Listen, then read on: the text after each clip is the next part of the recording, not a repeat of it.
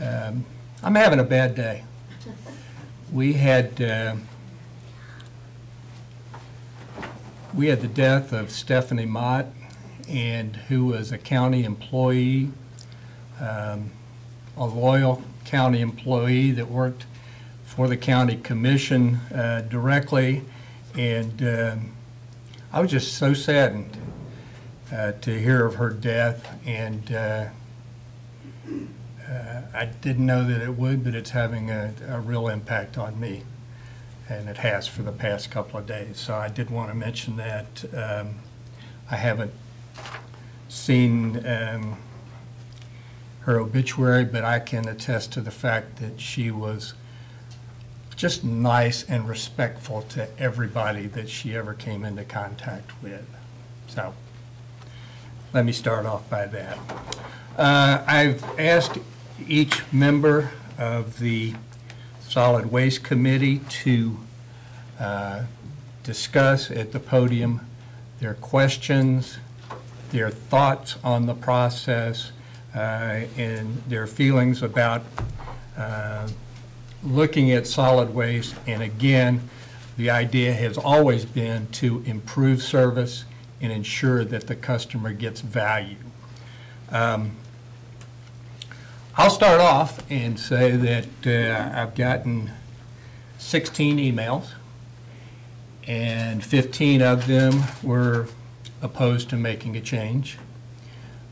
They thought we would be raising taxes, and of course the solid waste fund has nothing to do with property taxes or any sales or any taxes in Shawnee County, and I tried to mention that. In that one email from a citizen who said it's illegal for anybody to hang off the back of a truck in Shawnee County. It's against state law. So county counselor corrected him on that. But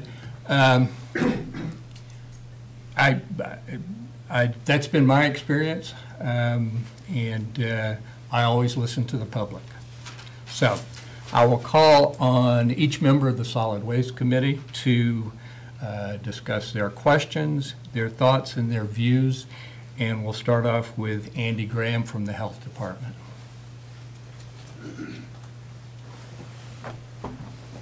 Thank you, sir. Yes, sir. First of all, I'm a member of the Solid Waste Committee, and I probably have more hats on this whole situation than anybody else, primarily because, number one, I'm a citizen, which all of us are. I'm a county employee. I also am a refuse customer, and I also enforce the rules and regulations regarding solid waste. So that's my responsibility for that also. And then also, of course, I'm a committee member. So to talk about being a citizen first, I'm always concerned about taxes. I pay taxes like everybody else does. I am concerned whether this is going to affect my tax base. Commissioner Arthur pretty much talked about that. We did talk about the trucks, where the Shawnee County Refuse has a certain amount of trucks. In this case, they have 41 trucks. There is tax money that they don't have to pay, so I'm concerned that, is that something that, because the private industry has to pay that tax, and yet Shawnee County Refuse doesn't, is that something that will impact us at a later time? I don't know. I would be concerned about that as a citizen. As a county employee, I'm concerned that there might be county employees that don't have jobs. I don't know how that would affect that. If it privatized, then would they lose their jobs? Would they be able to continue work with the stipulation that the private company would take them on for a certain amount of time? So that would be a question that I would have as a county employee. As a refuse customer, I'm completely satisfied with anything that's ever happened. I primarily am a refuse, a Shawnee County refuse customer because of the price. It's a little bit cheaper, but also because of recycling. That was something my wife and I wanted to do, was recycle. Some of the other places didn't have that, so we definitely went with Shawnee County Refuse, and I've been completely happy with their service. They always pick everything up. No problems with that whatsoever. Now, as a regulator, the Board of Health and the Kansas Department of Health and Environment and the county commissioners require my department to enforce the resolution that regulates trash haulers. They do this because of potential public health impacts. So there is a resolution that talks about how these trash haulers operate. It's my department's responsibility to enforce the rules and regulations on how they do their job. That's not just the refuse department, that's all private haulers also. So some of the issues that we have that could be potential health risks are making sure that environmental trash service. So if you don't have trash service, then we assign you trash service. So one way or another, you're going to have trash service. And in this case, the default company is Shawnee County Refuse. Now, does that mean that it can't be a private hauler if we don't have the Shawnee County Refuse? I'm sure that can happen. There will be a default hauler that if we decide that somebody doesn't have trash service or an exemption, that they will have to have it one way or another. We don't have that many. It doesn't happen very often. It has happened sometimes when we would call up the Shawnee County Refuse Department and say, okay, such and such address does not have trash service. So then basically we would assign them Shawnee County Refuse. They take the dumpsters out there, and if for some reason they don't want to pay the bill of that, it would go on the taxes of their property. So one way or another, they're going to have trash service. Somebody spoke last week regarding that there's a lot of houses out there, a lot of properties out there that don't have trash service. That's true. There's probably several thousand out there that don't have trash service. Many years ago, Commissioner Miller and my department and the county attorney's department and the water department, the annex department, the post office, we all got together to try to come up with a master list for homes. Just couldn't do it. There was just so many different addresses out there that there was no way to compare our addresses for people that have trash service versus just the addresses out there. So we kind of gave up on that. But again, if anybody calls, if we have a complaint where somebody's not having trash service, we investigate it, we make sure they have trash service one way or another. So last week somebody also talked about how there's dumping going on out there. Well, sure, that's a public health risk. Whether you have Shawnee County Refuse or whether you have a private individual as a trash hauler, there's going to be illegal dumping out there. You just can't get away from it. And sometimes it's just in certain areas, sometimes it's at a dead-end street, sometimes people take their trash and they'll dump it into somebody else's dumpster. We get a lot of calls on stuff like that. So that is definitely a public health problem that we need to be aware with, and to be honest with you, it doesn't really matter. As somebody who enforces this, it doesn't matter whether it's Shawnee County Refuse or a private hauler. Picking up trash in residential areas before 6 o'clock. We get calls on that quite a bit. Now, for the most part, Shawnee County Refuse and the Waste Department, they don't come to work till 6 o'clock.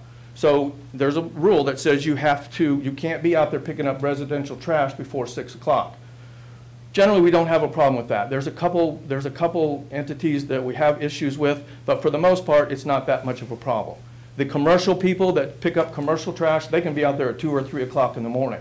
Unfortunately, part of the problem is you get a trash truck out there at 3 o'clock, 4 o'clock in the morning picking up commercial, and they're right next to a residential area. So then you hear all this banging around at 4 o'clock in the morning, and people call us, and it is what it is. But some people don't think that that's public health, but it is. When you can't sleep, when you can't do this and that because you're being woke up at 4 o'clock in the morning because a trash truck is out there, that's a public health problem. So another one, leaving containers out more than 24 hours. Now again, I'm only highlighting the things that I think affect, it's a huge resolution that talks about how we permit and we license trash haulers, but these are just the things that pretty much pertain to this. You can't leave your trash out there more than 24 hours. So you take a dumpster out there, you can't put it out there more than 24 hours before the time it's supposed to be picked up or 24 hours after that. Some people get a little lazy and they just take it and they put it out there. We generally, it goes in spurts. There'll be, if one person does it, then everybody else in that block starts to do it. So whether it's Shawnee County Refuse or it's a private hauler, if we see one dumpster sitting out at the curb and it's left there overnight, then the next person might do that. And so we go out into that area to make sure that all the residents know that they can't do that.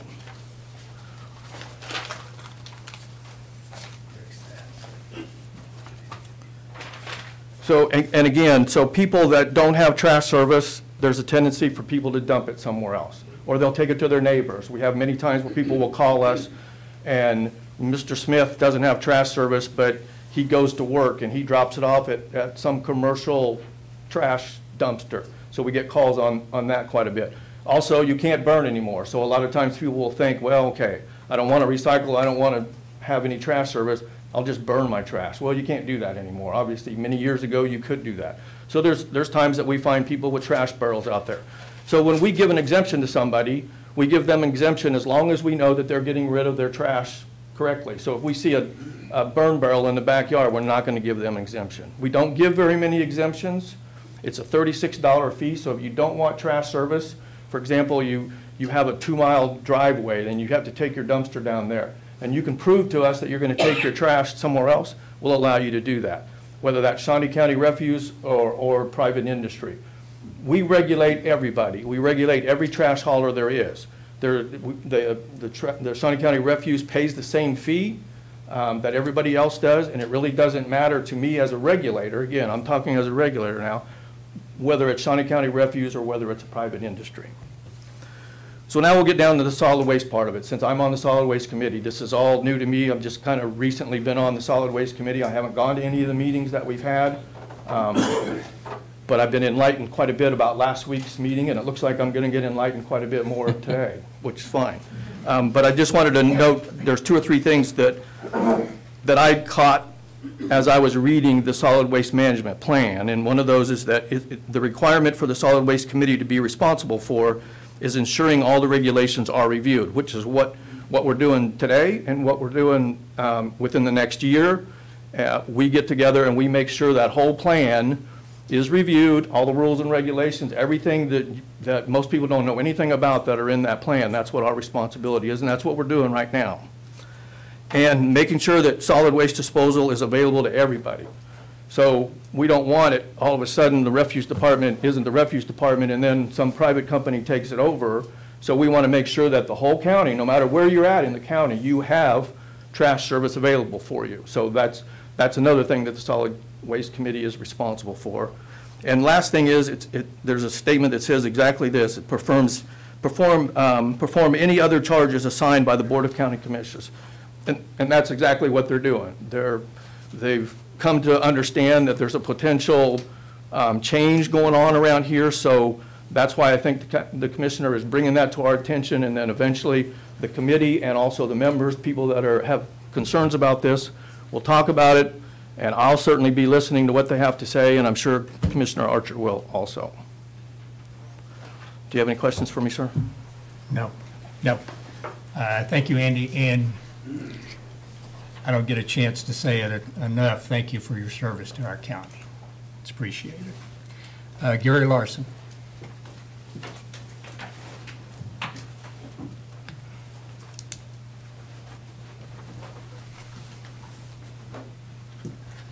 Good afternoon, Gary. Hi there. I, too, am a Health Department employee and very new on the committee, so I've been trying to get up to speed quickly here. And just what I found out is that the solid waste division it makes a profit, seems to be run very well. We get very little in the way of complaints. Concerns I have is what would happen to the employees if we go to privatization. You know, I have just been reviewing, just kind of looking on the internet, and I found that Kansas City has gone to privatization. There's been some concerns over there. I read an editorial in their paper, and that they're looking at getting away from it. So it's not without its pitfalls too. As I go about my duties, if I see a couch in the ditch, or like at the Seward boat ramp, deer carcass or whatever, I can get all the Shawnee County Refuse, and they'll go pick it up for us. I think our recycling, our household hazardous waste, I think these are great things to have, very helpful. And I just think that these all help with public health. And I'm just not sure what lies ahead in the process, but I guess we'll just find out. So, None of us are sure at this point, Gary. All at this point we want is honest and frank feedback from the committee members as well as the public. Okay. On our way forward. Okay. Thank you very much. All right. Thank you very much. I appreciate it. Travis Timbrink, is he here today? No. Okay. Tom Noble from Silver Lake. Huh? You know when I did that. Yes, sir. Well, I'm Tom Noble from the city of Silver Lake. Been on the committee 14 years, and so far, this is the first interest that the commission has really taken. We've given you, and you've seen them, you handed it out, plans to get approved. The commission, or the committee never hears about it. The problems we have, the committee doesn't hear from the commissioners. My main concern is if we maintain this board, and I think we should, we need to be tied into the commissioners, what you guys are thinking, what you really think about the plan and where we're going. We haven't done that. We have a very viable plan, and what I did here was sit down and went over, if we privatize it, the requirements in our plan now, where do they go? Do they go into the RFQ, or the RFP, whatever you want to call it? And the person that goes after this contract, are they going to have the same requirements that we have with the Shawnee County Refuge Department right now? Now stop and think about that. You're covering areas, you're driving 20 miles out and getting trash. Is Joe going to do it for the same money? I tried to find out what they were charging all these other haulers. I'm out of the area, we don't tell you. We can't haul for you. Well, what good are they if they can't haul anywhere but in their neighborhood? Again, I would like to see us get down to where we don't have 5 trucks going up and down my street tearing it up. Let's make areas that are representative of the trash. You know they're all coming on Friday. Should I smile? But we know what's happening in the area. Right now, in my area, like I said, I got 5 trucks. They're not supposed to leave their trash can out over 24 hours. There's trash cans all the way down there, but it's all different pickup days. It's hard to enforce some of the rules we've got if we don't be consistent all the way. I think Andy hit on most of them. My concern is if you privatize it, you say taxes aren't going to go up. You're probably right. My trash hauling costs are going to go up. What's the difference? I take it out of this pocket or out of this pocket. I can tell you right now, Shawnee County Refuge, if I read the dollar figure, is making more money than the rest of them are, and the county's getting paid for it.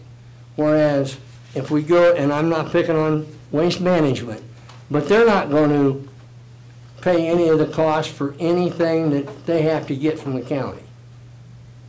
You're going to have to give them service whether you want to or not, and you're going to have to pay for it.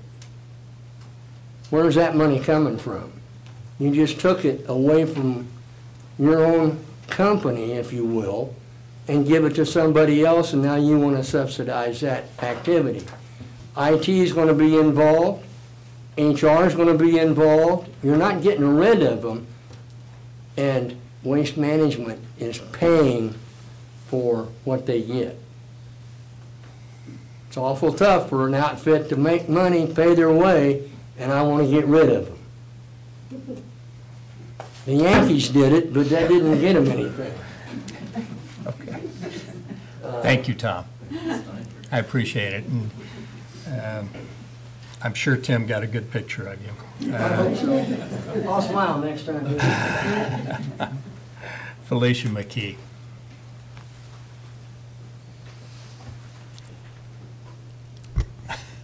Sorry.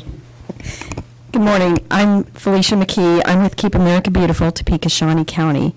Today, I'm speaking as a member of the Solid Waste Committee and as a citizen of Shawnee County. It's not my intent, nor would I want to get in conflict with any of the partners of Keep America Beautiful or any of our county commissioners.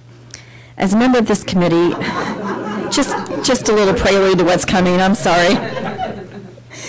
As a member of this committee, I must practice due diligence, showing that I have researched this issue and truthfully provide the information that I have found. I very much appreciate that Commissioner Archer has chosen to lead this committee and that he knows the importance of reviewing the solid waste practices in Shawnee County. To be completely fair, you must be informed that Keep America Beautiful Topeka Shawnee County is funded almost wholly by Shawnee County Solid Waste Department, and Waste Management also provides support at our events. I will strive to remain impartial in my recommendations for the Solid Waste Committee. According to KDHE, some of the cities that have the public sector hauling trash include Lawrence, El Dorado, Salina, Winfield, and Dodge City. From my recent research, the reasons most cities that have the private sector handle trash or landfills is due to budget concerns, where our solid waste is supported not by tax dollars but by customer fees.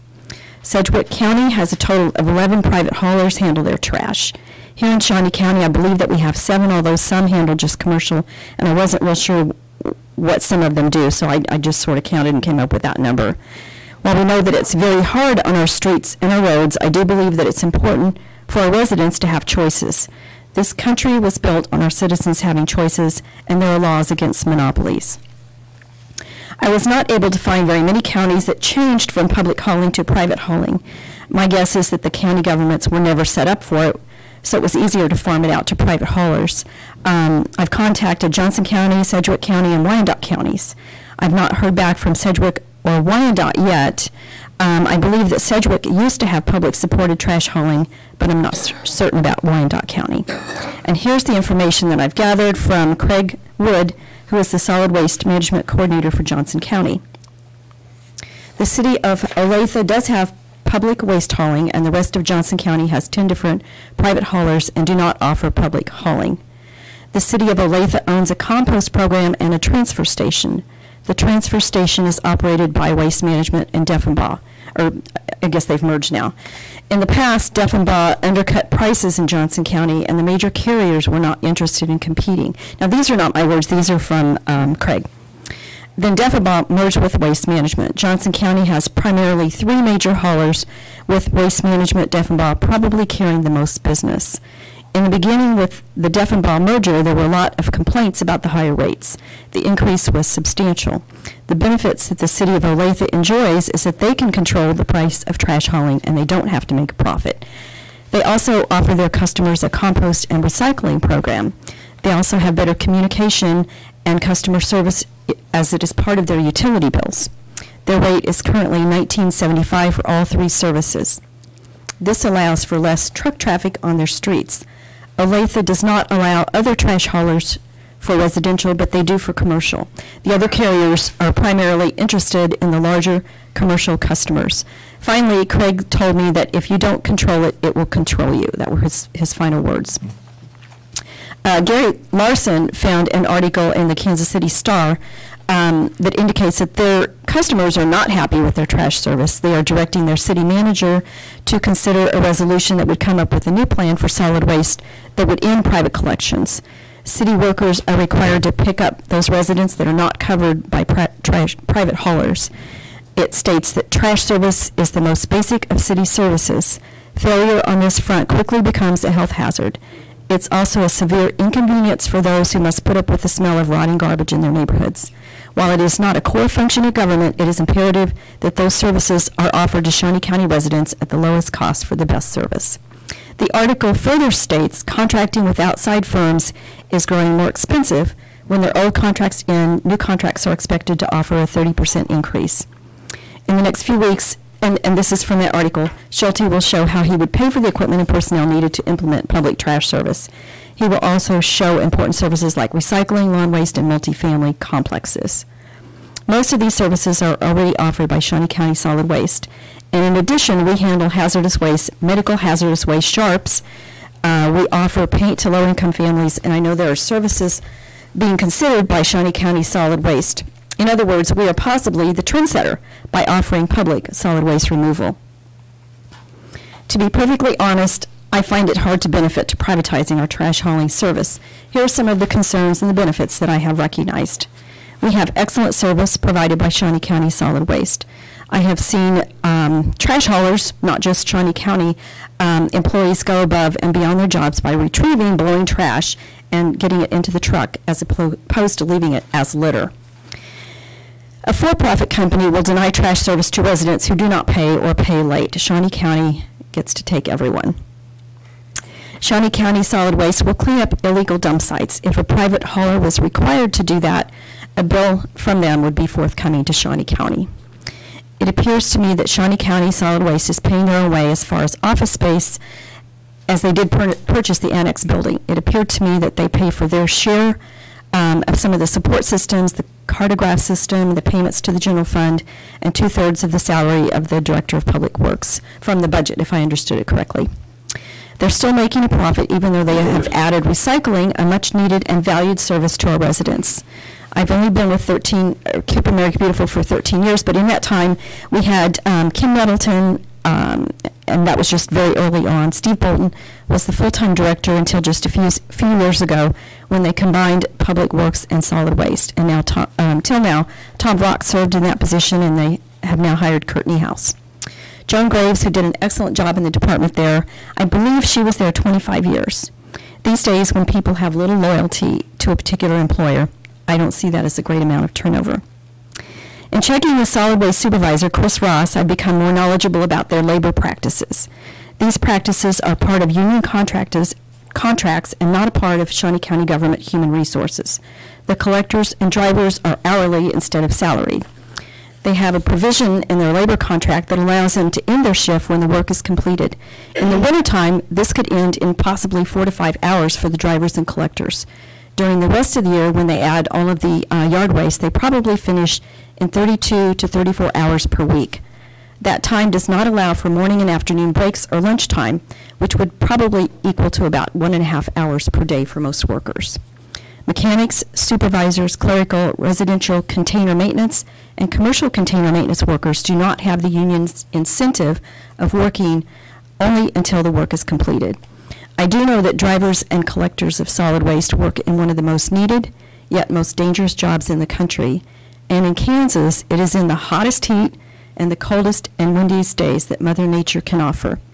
I think every Monday when I go out and I see my trash cans out there and I know they're being picked up, I say thank you to those guys that come out in every kind of weather and do a very heavy and difficult job. While I believe that we need to support tax-paying private companies, our responsibility is to the residents of Shawnee County. We're very blessed to have the option of which carrier we want to hire. I agree that the Public Works Director has plenty to do with dealing with roads and bridges. I believe that Solid Waste once again needs to have their own director. If I understand the budget correctly, Solid Waste, which is funded by their customers, does pay for their own employees. That money does not come from Shawnee County budgets, and there is sufficient excess budget to hire their own director. Now, all carriers offer recycling. I believe it would be a terrible disservice to our citizens and to our environment if a private carrier was chosen that did not offer recycling. We don't know what's going to happen with the industry. Many things could happen before the 2022 contract ends. This country, as well as Europe, understands the strain and the depletion of natural resources, and I truly believe that industries will step up in the field of recycling to take up the slack that China has caused. I also question who would handle hazardous waste as well as Shawnee County does. Not only have their numbers increased dramatically when they began operating 5 days a week, and some Saturdays they've been progressive and proactive by beginning to handle the medical hazardous sharps and outdated medications, and I believe that they're even looking at possibly handling a huge hole in our market, the handling of electronic waste. Other services offered by Shawnee County Solid Waste include free of charge dumpsters to neighborhood improvement associations, cleanup of boat ramps, free public recycling, and free tire recycling events. One of the consistencies that I saw in my research was when the public sector went to private entities of landfills, they gave up control. That was probably the biggest detriment. While we can prepare and try to anticipate problems, I believe if the system is not broken, why fix it? Finally, in summary, because Shawnee County Solid Waste is not strapped with the burden of making large profits for their company, I believe that they offer better service and many types of services, such as handling hazardous waste to our residents, that the private sector probably wouldn't see the benefit to offer our residents in the form of profits. With privatization, I can only anticipate that the residents of Shawnee County will pay more for this trash service and could possibly lose recycling, hazardous waste, and illegal dump handling. And because we wanted to do feasibility, more information, I believe you need to start by surveying your current customers. And I have a draft of some of the questions that might be included, and I'll leave those with you, Commissioner. Very good. Thank you, Felicia. I know. It's so lengthy. Oh, that's fine. Do you have any questions? No, I don't. I did want to comment that Solid Waste in Shawnee County has always supported Keep America Beautiful, Yes, thank you. whereas the city, on the other hand, cut all funding to KAB. And as a matter of fact, they reduced funding for a lot of social services in our community. And I think they need to revisit their decisions that Yeah. they made. So, thank you very much. Thank you. Kurt Niehaus is our last participant.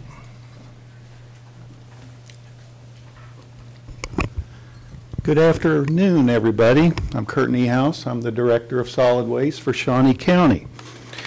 I have a kind of a few thoughts and comments that I would like to make. Number one, the employees.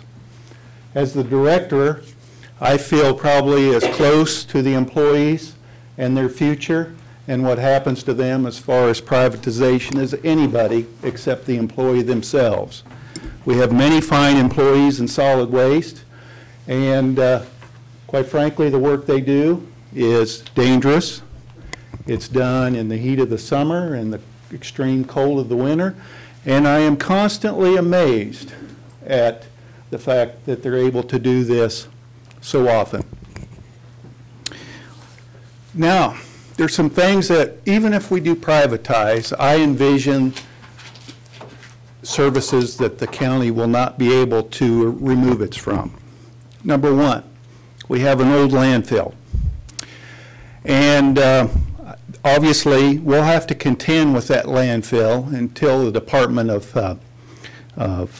the State Health Department relieves us of that responsibility. And unfortunately, I don't know when that will be. So the old landfill is always going to be something that we have to deal with. Household hazardous waste. I envision, even if we privatize, I envision the county maintaining household hazardous waste. To me, it's a public service. It's a valuable public service. How we pay for household hazardous waste, should we privatize solid waste, is a question will have to be answered down the road. But I do envision that household hazardous waste would remain with the county. And yes, we're broadening the products that household hazardous waste is taking from the public. Someone talked about e-waste. We're trying to set up for that right now. We're talking about tires. Of course, we've taken motor oil, radiator fluid for a long time, but we're also always looking for additional materials that we can take. In fact, we're in the process of getting a new contract settled with a vendor to take all these hazardous waste off our hands once we've collected it from the public. Recycling. I've only been in this job for about 4 or 5 months. I'm not an expert on solid waste. I'm not an expert on recycling. But one of the things that I've learned in the short time is I think recycling in the future is going to become more expensive. And the reason for that is we no longer have China to throw all of our trash and recycled product to. And in many markets, recycled product has no value. And if it has no value, it's not going to be recycled because, quite frankly, to put it in a landfill is much cheaper than recycling it. So as we go forward in the future, I envision recycling become more of a money drain on solid waste than it is now. Finally, I'm an engineer. That's my training. One thing I know about engineering is when we design pavements for trucks. We don't design pavements for cars. The pavement hardly knows there's a car there. And I live in the city of Topeka. And one thing that I notice on the street that I live on, which is a cul-de-sac, trash trucks take a terrible toll on pavements because they're heavy. And so I've often wondered, wouldn't it be nice to minimize the number of trash trucks on our pavements? But on the other hand, I'm somewhat of a libertarian, and I think people should have a choice. And so I have to balance the engineering side with the personal preference side, believing that everyone should not be stuck with a single hauler. They should have choices. So with that, I can't think of anything more to say. They're just my thoughts. But I look forward to the comments that the rest of the room has to make. Any questions, Bob? No. Okay. No. Thank you, Kurt.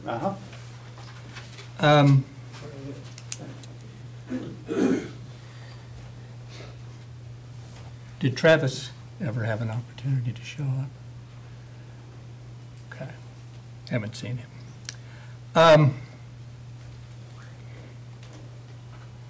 We are going to have public comment, but I wanted to make a few comments on my own. Number one, I listen to the public, as I've said, and at this point, I don't think the public is supportive of a change. The timing's not right, in my view, and after listening to our committee members, I don't think we could ever reach consensus on going to an RFP for trash service in Shawnee County. So I want to get that out of the way. What I would like to do is to ask the committee if we can make a proposal to the county commission that would be basically three parts. And again, my objective has always been to improve service and to make sure that we provide value to our customers. So I would appreciate the committee's thoughts on, number one, hiring a director of solid waste who would report directly to the county commission.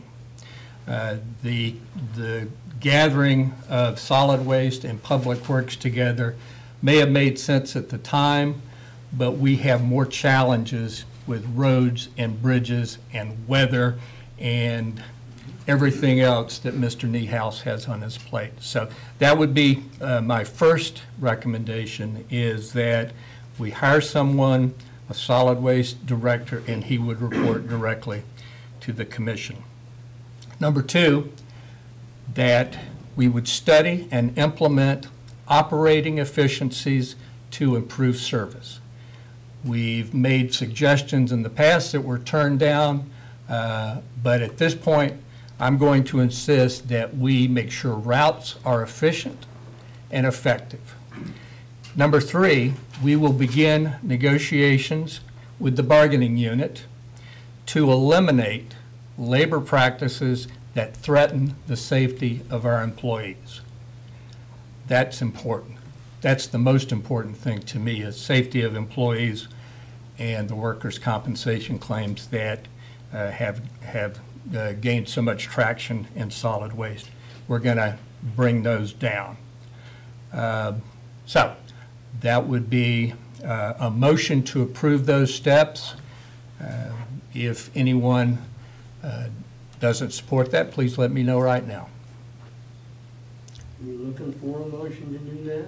I'm making a motion to do that. Is that a second from you, Tom? I'll second it. All right, motion made to do those three steps by Commissioner Archer, seconded by Tom. All in favor, raise your hand. It's unanimous. Motion is approved. Now, if we would like to have public comment, let's do that. Come right up, sir.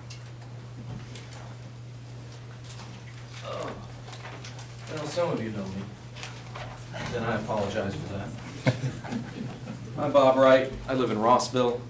Up until middle of September, I was a member of the Solid Waste Committee. Unfortunately, a doctor told me after I suffered 2 strokes, said, you got to get out of stress. And, pardon? I said, just wow, I'm sorry. Yeah. I didn't They were mean both the to, same day. I didn't mean to interrupt you. Didn't mean My to wife interrupt. came home and all of a sudden I couldn't talk to her, which at one point she kind of gave me the look like she liked it. We've been married 46 years in May. Got about 20 good years together. Anyway, Felicia, You know that, right? pardon? This is televised, you know that. That's fine. And Tim Richards writing this all down for your wife. We don't get Aurora, or we don't get Topeka TV. Because we don't get cable. Felicia, you took every one of my talking points. I'm sorry. No, that's fine. Because you did a wonderful, she did some wonderful investigation. I've known Felicia for a few years, and she's really good at what she does. My only thing is I would once again second, and Mr. Archer, I came in packed with a lot of stuff, and I've changed my mind completely on your chairmanship of the committee and everything like that. I appreciate your taking it, and I think it's going to be a much more effective committee than we've had in the past. And I'm not saying anything against anybody. I'm just saying that I think it's a good thing. And Andy, if you'd like me to come back on as a citizen rep, I'd be more than happy to serve. I look at Andy because Andy's the one that said, would you please take the chairman? I was with the department for 8.5 years before I retired. And I started off working with Joni. Joni taught me recycling. She taught me the streams. She taught me the importance of it. She taught me what we needed to get out of the different waste streams and redirect them. The Household Hazardous Waste Program is an extremely important program. Eddie Spencer's done a marvelous job up there. I think it's the best in the state. And I've seen the one in Riley that used to be considered the benchmark. I think Eddie's the benchmark now. And I don't say that because he's a friend. I say it because I see the operation. And I used to track the numbers and everything else. And all that stuff is not ending up in groundwater. It's ending up being environmentally processed properly. It's not ending up in a landfill and things of this nature. As far as when you said we need to look at making solid waste a separate department again like it was, I sat back there and man, I just started beaming. He's on track. Too bad, you know, I live in a different district though, so I can't vote for you. But I think it's important. Steve Bolton hired me. And he hired me primarily because I was retired military and he was former Navy. I went in as an intermittent for 2.5 years, and when Tom Vlock asked me, how come you stayed intermittent for 2.5 years, I said, well, when you're in a room full of horse crap, you keep digging because there's a pony down there somewhere. And I ended up with a permanent position. And I worked in the shop, and it was difficult work, high-stress work. I did most of the procurement and all that other stuff and everything, but that's neither here nor there. The situation is that we need our own director. We need a director that's dedicated to the solid waste principles. We need a director who's a leader. And I'm not saying, Mr. Niehaus, that you're not. I'm not saying that Mr. Vlock wasn't. But the department needs to have one person there that they can depend on 100% of the time, and someone who has the time to get to know everybody and see everybody and, you know, be that type of person. A strong leader who supports the mission, supports the employees, and who the employees can depend on, and a well-vetted person to do that. So I agree, again, with Felicia and with you, sir. And I do appreciate the forum that was put together. I wasn't too sure about this, but after being here for the meeting and everything, it was a good thing. It was good to do. And it's coming out in the open, and I think the committee is going to be far more effective at advising and educating the public. I agree as far as the NIA collections. If that went commercial, somebody's going to have to pay for it. I think that the Shawnee County Solid Waste Department's fee schedule has kept fee schedules for the independents in line too, because everybody has to stay competitive. Now, as far as what Mr. Niehaus said about the recycling end of it, I saw that coming. I know that China increased their clean percentage like 97%, and what we were able to produce was, what, 95% or 94%, something like that, as far as, and we weren't meeting their, that was one of the things that my research showed. But on the other side of the coin, we're still keeping it out of the landfill. Landfill space is not indefinite. It's not infinite. And you can't just say, okay, let's stick a landfill here. And landfill management nowadays is so difficult. I don't envy you at all.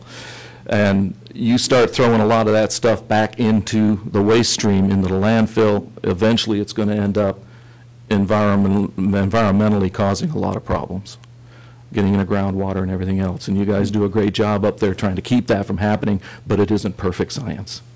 It wasn't perfect when we lived in the Denver metro area before we moved out here. The landfills had issues. And they went to a strict recycling program out there, and a household hazardous waste. And of course, I think Waste Management's got the MRF out there too. Yes. Out in Commerce City. And so the partnership with Waste Management, I think, has been very good. Again, the issue of the recycling, but we shouldn't stop, because I think eventually the market will fluctuate and will change. It's always been up and down for the 8.5 years I've been with them. So, but I really appreciate the work you're doing. Thank you, sir. Thank you. Thank you very much for your comments. Dennis, and then can come up next. How you doing, Dennis? Just fine. It's been a long time. Good Yes, to it see you. has. I just wanted to come. Actually, I had a number of things to say, but most of it's been said by people already. I'll just add a few things that weren't mentioned. And I prefaced my remarks by saying, first of all, I go back to the pre-Jane Rezac days. So I'm here as the county historian. I haven't actually ever been to a meeting like this in the 36 years since I left office.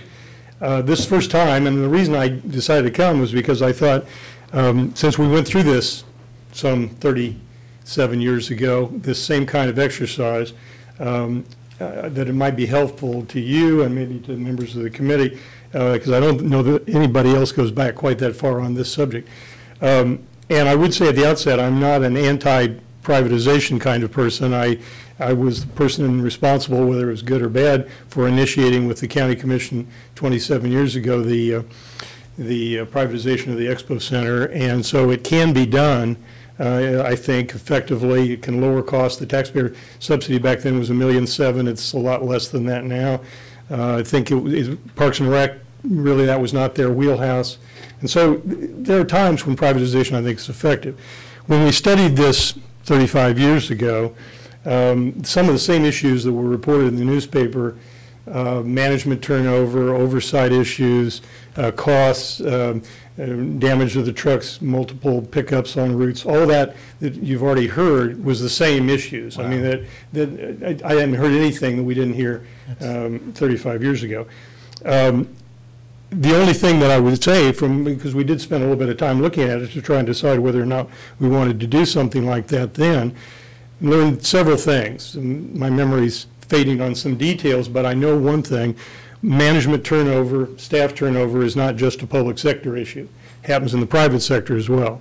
So if you end up with a bunch of haulers who are contracted specifically with the county, I don't think that's going to be eliminated because private sector has turnover as well. That means then that the oversight is not going to go away. So to the extent that you think, well, gosh, if we could just hand this off to the private sector, we wouldn't have as much oversight. If anything, I think from our reading of cities at the time, and I don't think it's really changed, witness the Kansas City Star article that was mentioned earlier, oversight just increases, I think, because the response now is not just delivery, it's regulatory in spades. You got to make sure that the people who are actually doing the job are doing the job. And the danger is, and the what-ifs, I think, are the biggest thing that I would add to what's already been said. Nobody's mentioned the word strike, yet. You can't strike in the public sector, but you sure can in the private sector. We don't have as many as we used to have back 35 years ago, but it can happen. And when there's a dispute between labor and management on the private side, and they're delivering a service like trash service, there needs to be some kind of ability for the public sector to step in. New York City in 1975 had the biggest example of that and the most problematic, but we could have that here too. And if you eliminate all of the vehicles as well as the personnel on the public side, and there's a crisis or an emergency, I'm not sure who steps in. If we had a disaster like just had in Alabama this last week, and private sector couldn't step up to that for some reason, my definition of what a core service is if the private sector is unable for any reason to perform it, will the public sector be expected to perform it? And I think by that definition, trash service becomes a core function of government.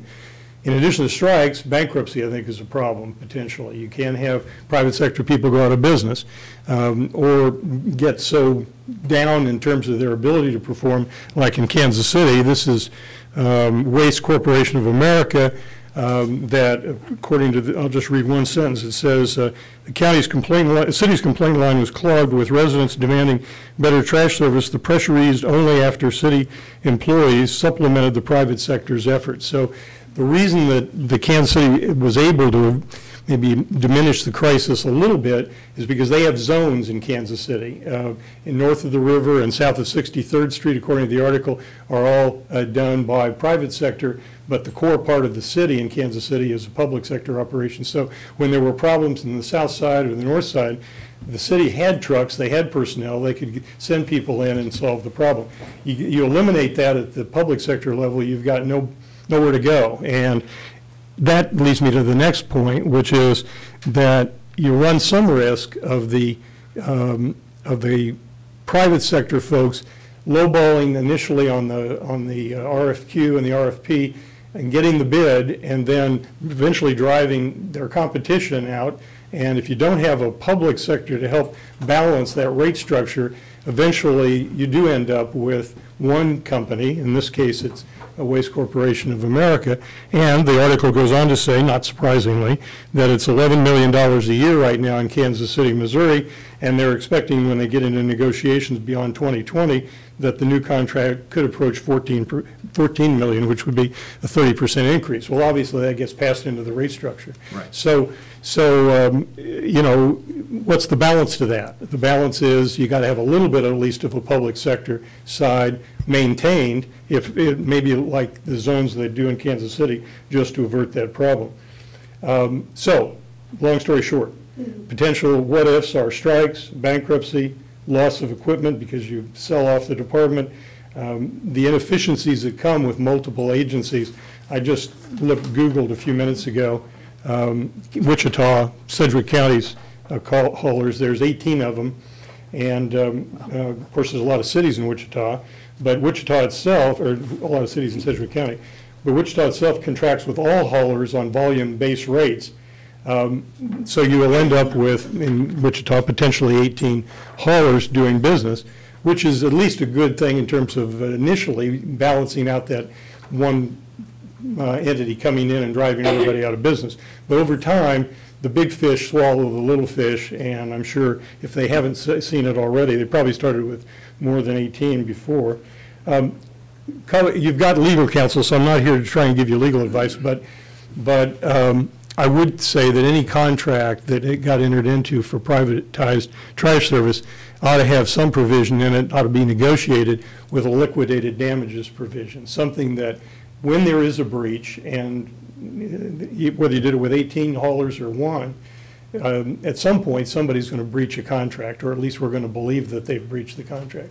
And if there isn't some provision in there that allows the county to spend the money to maybe lease trucks and come in and on a temporary basis at least take over, you're putting yourself at a major sort of risk, because there may be nowhere to go at that point. The private companies walked away from things.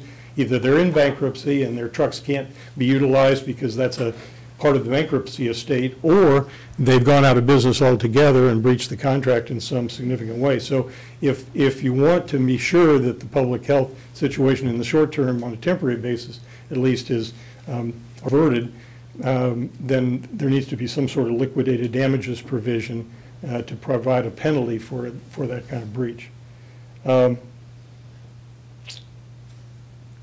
Oh, one other thing, because it was mentioned by somebody in terms of the concern about jobs, just offer this for whatever it's worth. If you should decide at any point, now or in the future, to do some kind of privatization that might cost some people their jobs because the amount that the county was doing either got eliminated or got reduced, there's nothing that prohibits you from putting in the contract an assurance clause that says that for some period of time, a year, 6 months, whatever it is, that the companies taking over the county's operation would have to take the county employees. Doesn't mean that they've got to take them forever, of course, because some employees are better than others, and the company may decide it doesn't want to take certain people. But instead of having the companies all go in and hire a bunch more people to take over a lot bigger territory, the county could simply mandate as a part of the contract that the private haulers had to take county employees. That would avert some of the concern I heard expressed about job loss here. And we did that with the Expo Center, in fact. County Parks and Recreation employees were afraid, of course, naturally, when we privatized the Expo Center, that they might be eliminated from employment. But SMG, who we contracted with initially in 1992, agreed that they would take all county employees for the first 6 months, and they did, and we didn't have any lawsuits, we didn't have any problems with anybody, and most people stayed for much longer than 6 months. I don't know that there was anybody who left that soon, but it certainly is within your power to do that sort of thing. So. Yeah, I know when we consolidated city and county parks and recreation, we made provisions for the city employees that were coming over to work for the county, and yeah, and I think that's always a good idea. Yeah, and some people might not have seen that as analogous because that was government to government. Yeah. But you can certainly do it as a part of a contract if the company taking the contract voluntarily agrees to do that. It's a condition they have to meet. Very good. Thank you, Dennis. Thank you. I appreciate your comments, and thank you for a career of public service. It's deeply appreciated. Yes, sir. Come right up.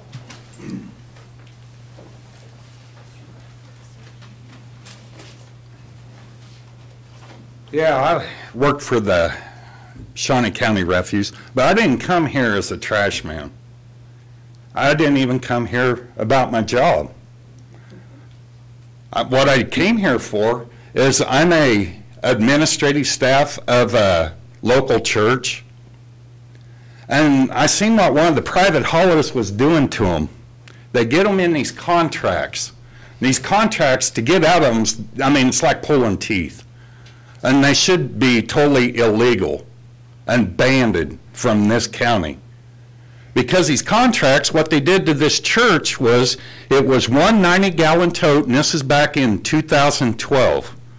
One 90-gallon tote, $30, which is basically 2 bags. The congregation is about 50 people, and they only generate about 2 bags of trash. This private hauler that did this got them in this contract, and then when I become administrative staff of this church, I said, you got to get out of this. They're ripping you off. That's all they're doing to you. They're just taking you right to the dump. But what I want to point out was they were charging them $30 a month for this. Then, not only were they doing that, then when they tried to get out of it, they says, well, our contract will come up and they'll just expire. No, it don't expire. They just automatically renew it, whether you know about it or not, and your window's very, very short. But the limitation, what they want you to do to get out of these contracts is they want you to jump over hurdles and everything else. And it's a very prominent private hauler here in town. They're very big. But what I want to point out, I've even heard these horror stories from many other people, other businesses. They want out, they can't get out. They're locked in. And see, the thing is, if we were to privatize, that would just set the whole thing up for this one big hauler to come in and just take over the whole place.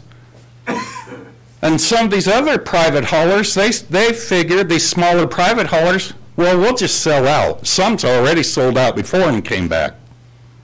But what I want to point out is, now, when they got out of this contract for this 190-gallon tote, no recycling, no nothing else, this is a church, average congregation about 50 people, average age about 70 years old, so how much trash do they generate? Not much. Then they wanted to charge them $30 to come pick this tote up. I said, no, you ain't doing that. I said, I'm taking it back. I took it back and threw it in their office. And I told them right where it came from. And I told them what I thought of their business, too. I said, this is an outrage. This is nothing but theft. And what that was, it was a David versus Goliath battle. I mean, this is sad to see what they do to this county. But I'm for choice. Even though I work for the county, I'm for choice. I'm for multiple haulers, because then their hands don't get so sticky. I'd just like to say thank you. Thank you for the entertainment, and seriously, thank you for your comments. They were very meaningful to me. Anyone else? Yes, come right up.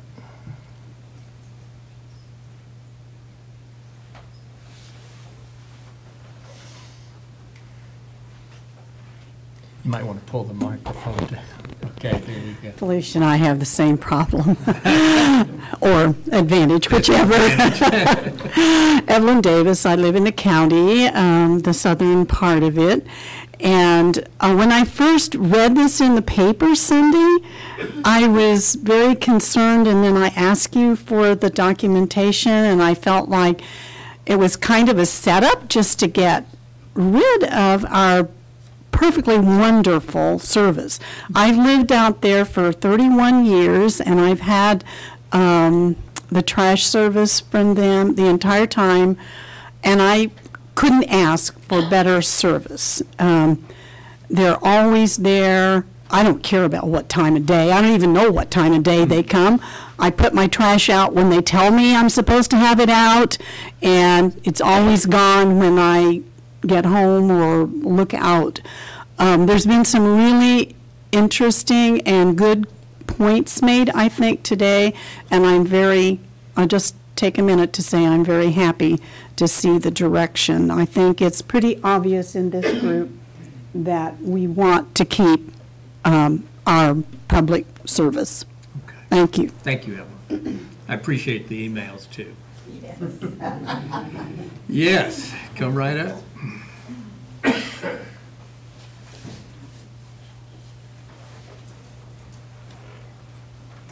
Thank you so much. I'm Marge Arons. This is an amazing education. I cannot believe what I have learned from the people on that committee. And I hope they begin to meet often and that their plan is adopted by the county commissioners after it's reviewed. I have 2 points. One relates to billing. I have learned that one of the trash haulers is demanding of the people who get their private service that they pay online or with automatic bank withdrawal. I live in central Topeka, and there's a large swath of people who do not have enough income to have bank accounts and certainly not credit cards. And when the Dillon's store closed in central Topeka, they lost a nearby place to pay their bills. And we have asked the health department, we have a group called the Central Topeka Oasis Grocery Group that's been working to figure out how to help with the food issue. But one member went to the health department and asked that they set up a box outside for people to pay their utility bills, because the only places to pay now are at the Greyhound bus depot or at one grocery chain in the whole town.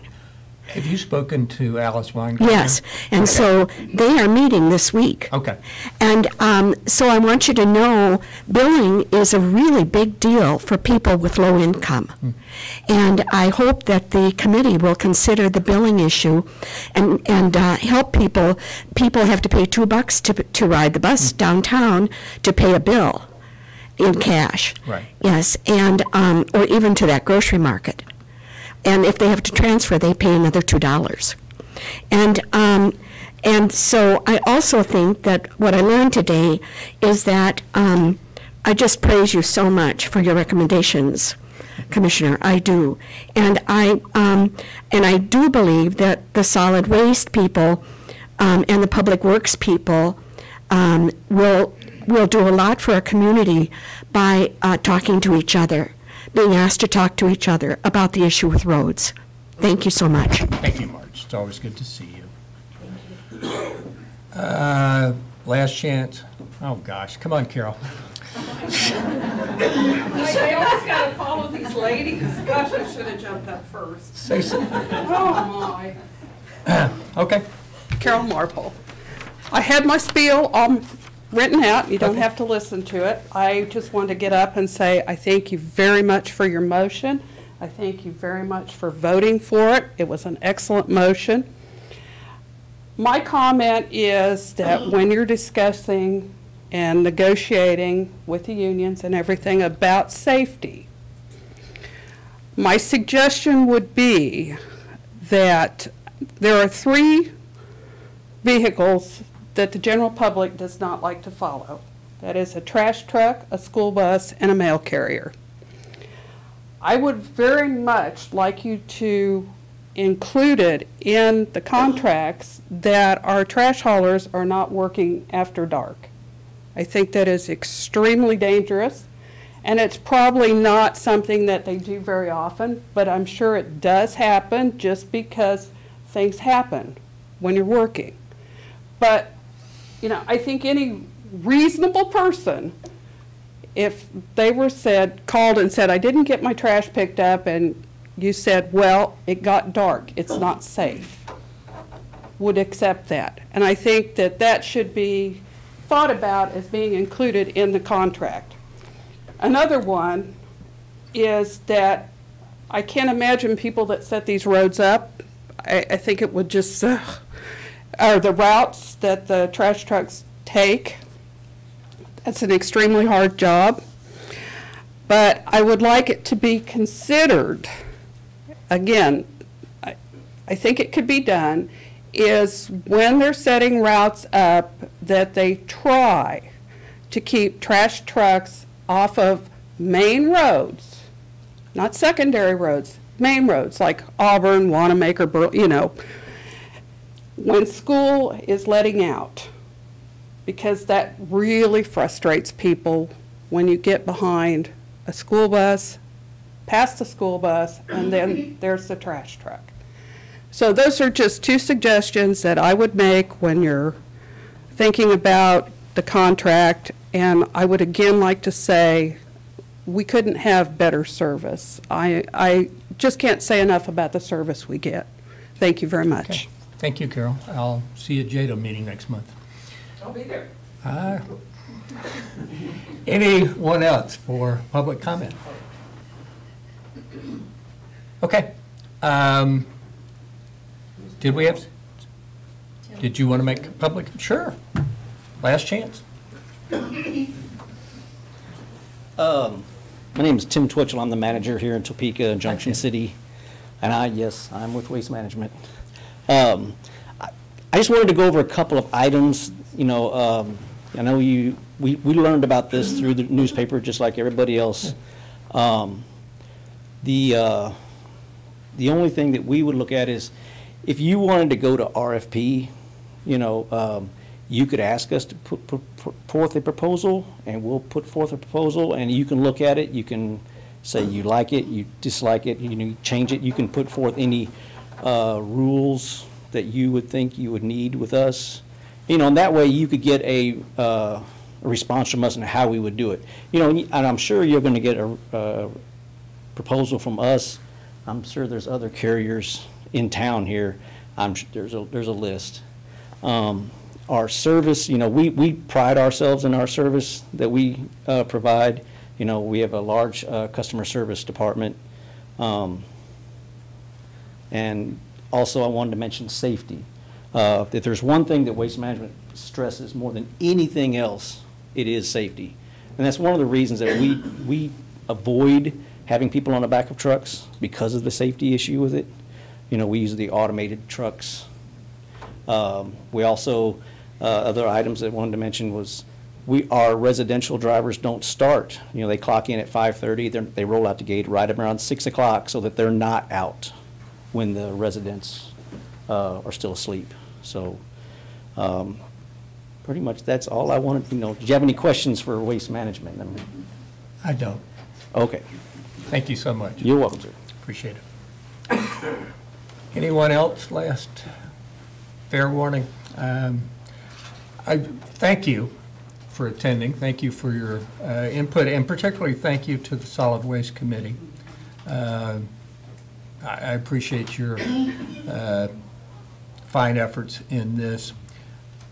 Now, what happens next is I'm going to ask the county councilor to draw up a resolution and I'll report to the county commission on our discussions and ask for a resolution that outlines the things that we've talked about today and the motion that we made that was unanimously approved. So that's where we go from here. Again, thank you for your interest. Thank you for your commitment to our community, and we're officially adjourned. Thank you. What? Are you a sheriff? Security.